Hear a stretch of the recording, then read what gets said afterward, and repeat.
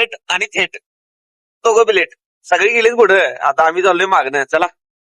आम्ही चाललोय प्रेमच्या लग्नाला आणि आम्हाला वाटलं आम्ही लेट झालोय, पण बघतोय का पुढे थांबलेत नऊ सगळीच. अरे बरं झालं म्हटलं, चला आता सगळी मिळून जाऊया. Finally you are coming in the लगीन मंडप. एक विषय झालाय कसा आला माहिती काय, आधी एक नाही ते खिडकीतनं बघायला बघा वाकून हळूच काय त्याचं बूट कोणतर लपवले. आला बघा बाहेर हुडकाला बघा कसं त्याचं बूट का घावन झाले त्याला. आणि विषय असा झालाय माहितीये काय, तो आता कुणालाच काय सांगून झालाय की बूट माझं चुरलं गेले. नंतर आहे की नाही हळू जाऊन बघितलाय तिथं बूट हाय घावले. नंतर येऊन सांगायला माझं बूट कोणतं आहे की नाही तिथं लपवून ठेवलेलं.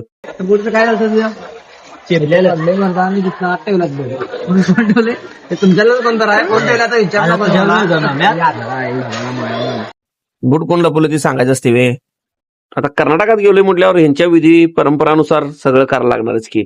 आपण नुसतं बघायचं नेमकं काय काय करतात आणि कसं कसं. प्रत्येकाची वेगवेगळी परंपरा असत्या. पुढच्या आठवड्यात या भावाचं लग्न आहे, काय विषय नाही. सपला यो खपलाय खपलाय खपल्या जमा आणि याचा भाऊ आहे याचा बी करायचा आहे. थोडा वेळ लागणार आहे.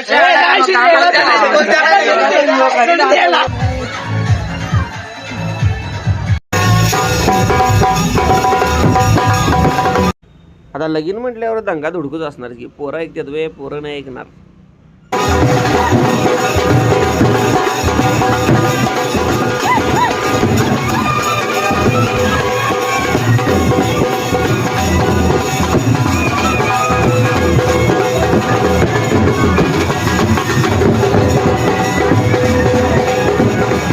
मेरे यार की शादी आहे म्हणत पोरं विषय हरड नाच.